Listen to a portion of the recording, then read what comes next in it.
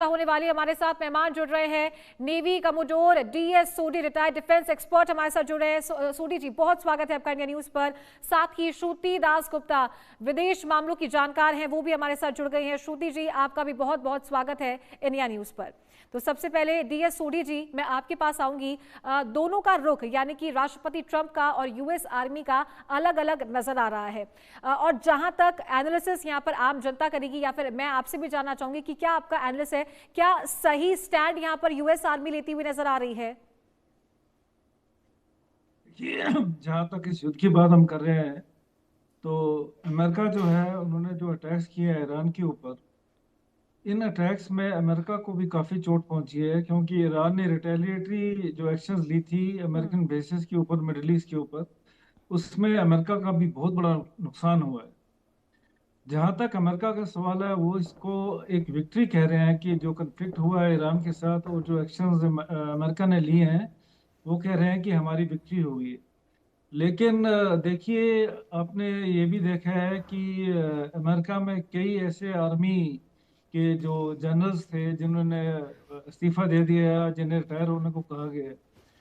तो कई अमेरिकन जो सोल्जर्स कह लीजिए, ऑफिसर्स कह लीजिए, उन्होंने इस युद्ध में जो अमेरिका की ये अप्रोच थी उसको सही नहीं माना।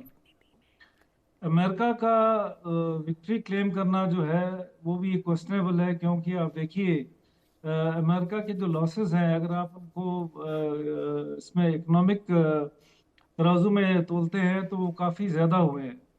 अमेरिका ने अपने कई जहाज, उनके जो हैं ड्रोन्स जहाज, वो मार गिराए हैं ईरान ने।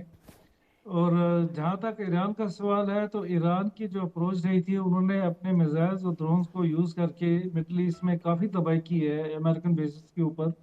और भी बाकी काफ़ी इंफ्रास्ट्रक्चर की उन्होंने स्ट्राइक्स की है। हम्म।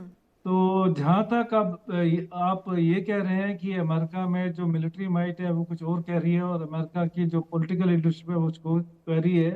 हाँ, ये डिफरेंसेस निकल के आई हैं।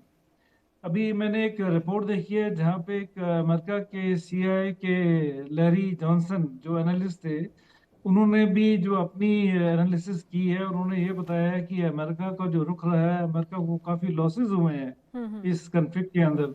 और वो ये कह रहे हैं कि अमेरिका ने एक्चुअली ये जो कन्फ्लिक्ट है, वॉर है, इसको लूज किया है, और इसमें ईरान जो है वो काफ़ी स्ट्रांग उभर के आया हुआ है।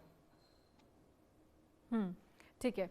मैं आऊंगी दोबारा आपके पास सर। श्रुति जी, आपका क्या एनालिसिस है, किस वजह से ये जो स्थिति है ये अमेरिका में देखने को मिल रही है? क्योंकि एक तरफ जहां पर ट्रंप का इतना डोमिनेंस है, सुपीरियॉरिटी है, तो दूसरी तरफ जो जीत का जश्न वो मनाते नजर आ रहे हैं, उसमें उन्हीं की आर्मी शामिल नहीं है।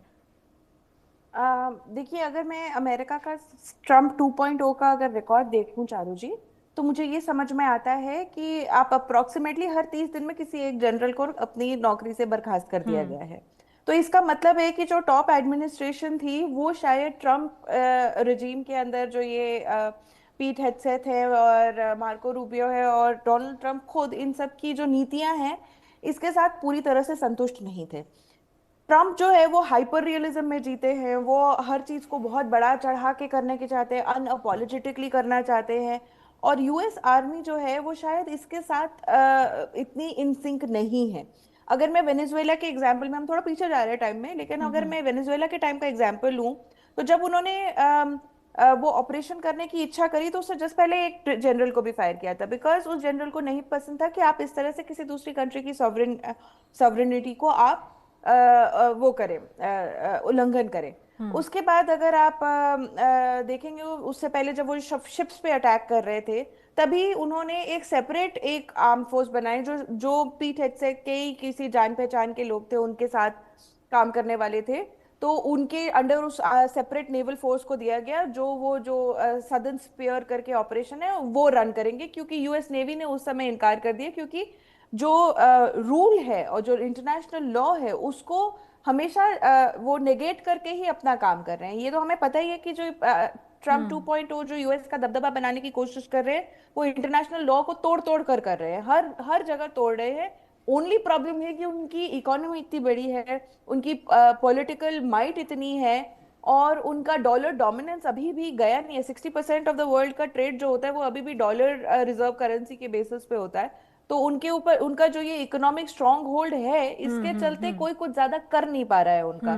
पर इंटरनली आर्मी को ये भी पता है कि कल को जब कुछ होगा, तो जैसे अगर आप वर्ल्ड वॉर 2 का एग्जाम्पल लेंगे, तो जब किसी जनरल ने, जर्मन जनरल ने बोला कि भाई मुझे जो आदेश दिए गए थे मैंने उसी का पालन किया, तो उनके इस डिफेंस को निगेट कर दिया गया। बोला नहीं, अगर आर्मी के जो चीफ्स हैं, जो जनरल्स हैं, जो हेड्स हैं, वो अपनी मॉरल और एथिकल ग्राउंड्स के ऊपर काम नहीं कर सकते और एक अनजस्ट डिक्टेटर के कहने पे आप इतने लोगों को मानहानि, जानहानि, प्राणहानि कर सकते हैं, तो आपको भी उसका वॉर क्राइम का हिस्सा बनाया जाएगा।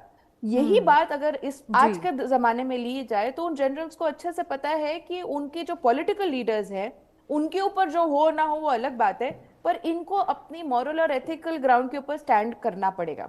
जो उन्होंने अभी हाल फिलहाल में चीफ ऑफ आर्मी स्टाफ को निकाला था जी, उसके बाद जो vice chief of army staff है वो पीट हेग्सेथ के बहुत ही करीबी हैं। वो पीट हेग्सेथ के कहने पर जहां बोलेंगे यूएस आर्मी को खड़ा करेंगे, बिठाएंगे। बॉडी बैग्स घर जा रहे हैं, इक्विपमेंट लॉस हो रहा है, कोई डिफेंस की स्ट्रैटेजी नजर नहीं आ रही है। मेरे से ज्यादा तो आपके डिफेंस पैनलिस्ट हमें बता पाएंगे कि कितनी ही हैपहैजर्ड सी है, कभी हाँ कहते हैं स्ट्राइक को, कभी ना कहते, कभी स्टैंड डाउन कहते हैं। तो इसके अंदर पैसा भी जा रहा है, जान भी जा रही है, और यूएस आर्मी एक स्टेट ऑफ कंफ्यूजन में भी रह रही है। तो क्यों ना ऐसा होगा? अगर आपकी टॉप लीडरशिप खुश नहीं है तो नीचे के भी लोग खुश नहीं है। आप यस मैन को ऊपर लेके जाएंगे जो आपके बात को हाँ में हाँ जोड़ के काम करेगा, इसका लॉस किसको उठाना पड़ता है? इसका लॉस जाता है लॉस ऑफ लाइफ में। यूएस मरीन मरेगा, यूएस आर्मी मरेगी, और उसका खामियाजा ये लोग नहीं कर रहे। वो अपने पॉलिटिकल गेम्स के ऊपर वो बड़े बड़े हेडलाइंस और टिकर्स चलाना चाहते हैं विदाउट टेक्नोलॉजी कि उनके जो देश के सैन्य शक्ति है उसको कितना लॉस हो रहा है। ठीक है डीएस सोडी जी, ये जो पूरा भी सिनेरियो क्रिएट हुआ है, क्या इससे ये कहा जाए कि जो मिलिट्री ऑब्जेक्टिव्स हैं यूएस के, साथ ही जो पॉलिटिकल क्लेम्स यहाँ पर पार्टी कर रही है और प्रेसिडेंट कर